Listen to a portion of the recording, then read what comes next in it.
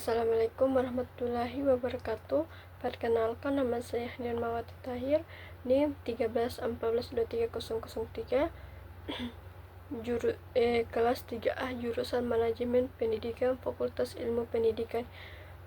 Dosen pengampu Prof. Dr. Novianti Jafri, SPDI MPDI.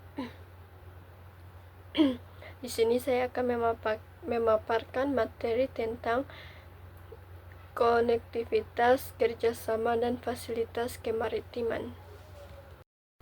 Kondisi konektivitas maritim di Indonesia saat ini. Konektivitas maritim merupakan salah satu aspek krusial dalam pengelolaan wilayah Indonesia sebagai negara kepulauan terbesar di dunia, dengan lebih dari 17.000 pulau yang terbesar di wilayah yang luas. Konektivitas maritim berperan penting dalam menyatukan berbagai daerah, baik untuk kegiatan ekonomi, sosial, maupun pemerintah. Bentuk kerjasama internasional dan domestik yang diperlukan untuk mengembangkan sektor kemaritiman Indonesia sebagai negara maritim terbesar dengan posisi strategis di persimpangan jalur perdagangan dunia. Pengembangan sektor kemaritiman di Indonesia memerlukan berbagai bentuk kerjasama tersebut, baik di tingkat internasional maupun domestik, bertujuan untuk menjawab tantangan sekaligus memaksimalkan potensi besar yang dimiliki sektor ini. Bentuk kerjasama yang diperlukan melibatkan aspek keamanan, infrastruktur, ekonomi, hingga berkelanjutan lingkungan laut. Faktor yang mempengaruhi pengembangan fasilitas kemaritiman Indonesia. Faktor yang mempengaruhi pengembangan ini bisa dikategorikan dalam aspek geografis, ekonomi, sosial, dan politik, teknologi, dan lingkungan. Berikut adalah penjelasan lengkap mengenai faktor-faktor tersebut. 1. Faktor geografis. A. Letak strategi Indonesia. Indonesia terletak di jalur perdagangan internasional yang menghubungkan Samudra Pasifik dan Samudra Hindia.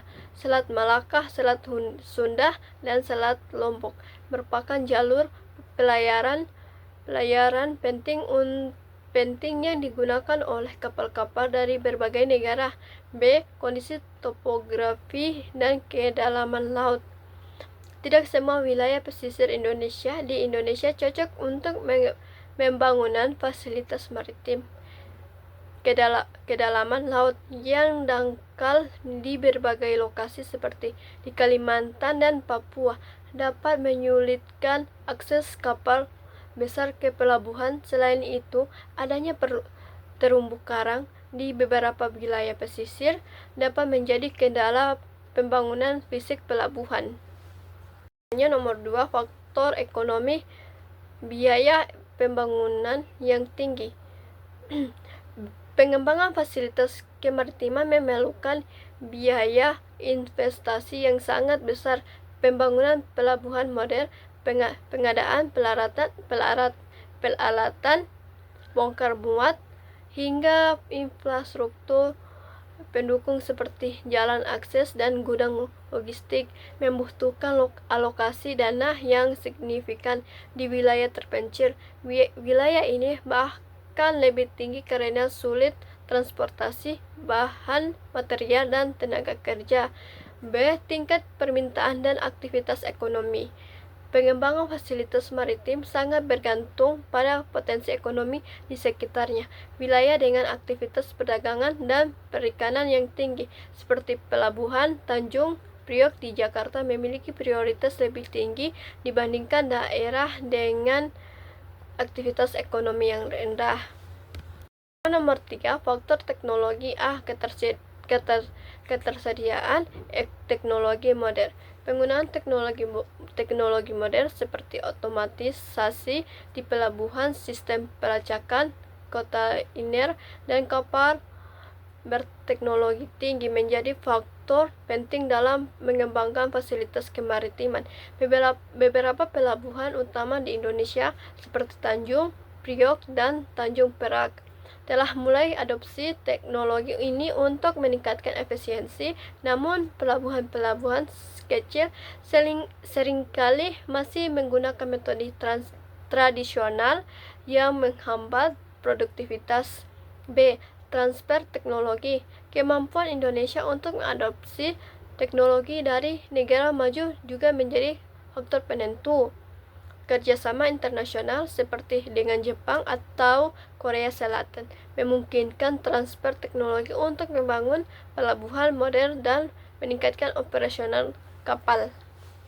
Nomor 4, faktor sosial. A. Dukungan masyarakat. Pengembangan fasilitas kemaritiman seringkali melibatkan pengusuran atau perubahan tata guna lahan di wilayah pesisir.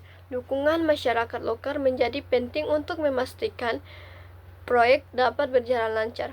Kurangnya komunikasi antara pemerintah dan masyarakat dapat memicu penolakan dan konflik sosial.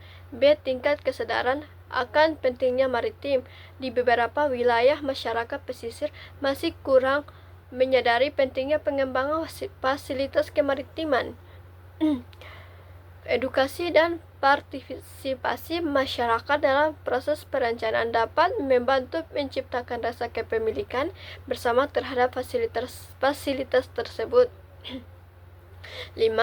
Faktor politik dan regulasi. A. Kebijakan dan regulasi yang tidak konsisten. Pengembangan fasilitas kemaritiman seringkali terkendala oleh regulasi yang tumpang tindih antara pemerintah pusat dan daerah. Kebijakan yang tidak konsisten seperti pelabuhan, prioritas, pembangunan infrastruktur, atau perizinan yang rumit dapat memperlambat pelaksanaan proyek maritim. Sambungan yang paling terakhir, nomor 6, faktor lingkungan. A. Kondisi alam dan cuaca. Kondisi cuaca ekstrem seperti badai dan gelombang tinggi seringkali menghambat pembangunan fasilitas maritim di Indonesia. Selain itu, Indonesia yang berada di jalur cincin api Ring of Fire menghadapi risiko bencana alam seperti gempa bumi dan tsunami yang dapat merusak infrastruktur maritim. B. Keberlanjutan lingkungan. Pembangunan fasilitas maritim harus memperhatikan dampaknya terhadap ekosistem laut. Misalnya, reklamasi untuk membangun pelabuhan dapat merusak habitat terumbu karang dan mangrove. Peran konektivitas, kerjasama, dan fasilitas kemaritiman dalam meningkatkan perekonomian daerah dan nasional. Konektivitas, kerjasama, dan fasilitas kemaritiman memainkan peran strategis dalam mendorong pertumbuhan ekonomi di tingkat daerah maupun nasional. Sebagai negara maritim dengan lebih dari 7.000 pulau di Indonesia sangat bergantung pada sektor kemaritiman untuk menghubungkan wilayahnya, memperlancar perdagangan, dan memperkuat posisi dalam ekonomi global. Ketiga aspek ini menjadi pilar utama yang saling melengkapi untuk menciptakan ekosistem ekonomi maritim yang kuat, inklusif, dan berkelanjutan. Kesimpulannya, sektor kemaritiman merupakan tulang punggung perekonomian Indonesia yang mencakup konektivitas, kerjasama, dan fasilitas maritim. Sebagai elemen kunci, konektivitas maritim yang baik mengurangi disparitas antar wilayah, mendukung mobilitas barang dan tenaga kerja, serta membuka akses pasar global bagi produk lokal. Kerjasama domestik dan internasional memperkuat efisiensi, mendatangkan investasi, dan mendorong transfer teknologi, sementara fasilitas maritim yang modern meningkatkan efisiensi logistik, daya saing ekspor, dan pengembangan ekonomi lokal. Oke, sekian dari saya. Wassalamualaikum warahmatullahi wabarakatuh.